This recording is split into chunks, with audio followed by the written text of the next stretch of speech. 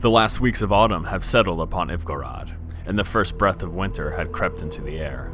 As night fell and the sun dipped below the horizon, I was all too grateful to take refuge in a tavern.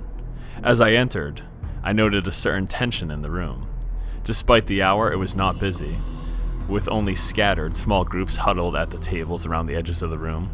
The benches at the corner of the room were empty except for one man. The man seemed ignorant of the cold. He was dressed like a beggar, wearing little more than an orange sheet wound around his body, leaving half of his chest exposed. A garland of large wooden beads hung around his thick neck. His head was completely shaved, with the exception of a wild bushy beard. Then, recognition struck me. Upon his head, he had a tattoo of 2 red dots, one larger than the other. As any informed student of the people and cultures of this world would also realize, this man was one of the monks of Ivgorod, the secretive and reclusive holy warriors of the country.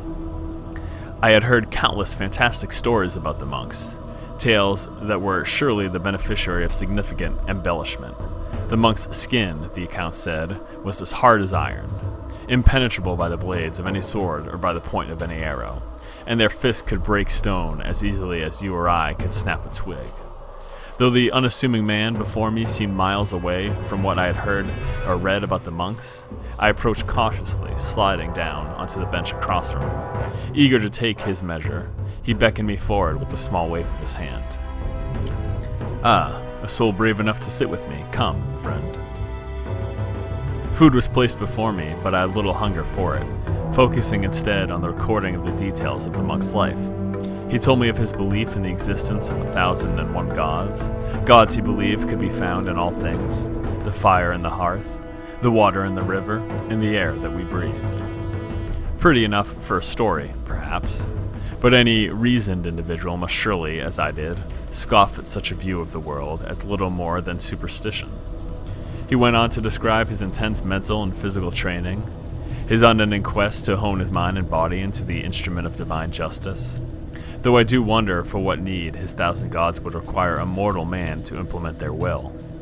When I asked him why he did not carry a sword, indeed, any weapon at all, he simply replied, "My body is my weapon." Then raising his hand and tapping his forehead, he added, "As is my mind." Most unexpectedly, I would be treated to a display of this mastery. A group of men approached our table, knocking my book to the floor and shoving me out of the way, producing knives and other weapons as they advanced. They were focused only on the solitary figure of the monk seated across from me. I scrabbled beneath the table, having an inkling of what was to come. I watched as at some unseen signal they attacked. Without rising from his seat, the monk met the first man's lunging slash, grabbing his wrist and tossing him carelessly over his shoulder, throwing him onto the table with a loud crash. The suddenness of the monk's attack momentarily stunned the men, and as they stood there, he rose. That was when chaos broke out. The monk was a fluid mass of restrained energy, meeting every attack with hardly a moment's distress. He fought with hands and feet in a way I'd never seen before. In my days, I've witnessed my share of drunken bar brawls, but this was something else altogether. The sound of bones crunching with each of his strikes mixed with something I could not quite believe. The monk was laughing as he fought. One by one, he dispatched his foes, until only one remained. That one picked up a chair and hurled it toward the monk. The monk swung his arm forward and struck the incoming projectile, meeting the solid oak of the chair with his closed fist. The wood broke apart, splinters filling the air as the shattered pieces of the stool fell harmlessly to the ground around him. "You don't fool me, demon," the monk spat. He pulled his arms back to his sides, then extended his hands before him and began to chant. A nimbus of white light appeared around his head, growing larger and more intense until it completely encompassed the monk's body. He roared and the light blew outward. As it washed over the other man, his skin peeled away, revealing a red-skinned demon beneath, and threw the creature through the front doors of the tavern. The monk hurtled forward, but his individual movements were too fast for my eyes to track. It seemed as though there were 7 of him raining blows upon the demon from every side. Staggered, the demon stumbled.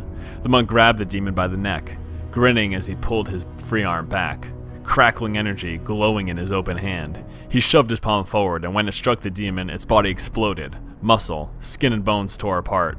The smell of burning flesh filled the air. I would not have believed it if I had not seen it with my own 2 eyes. It seems the stories of these peerless warriors might not have been as exaggerated as I first thought.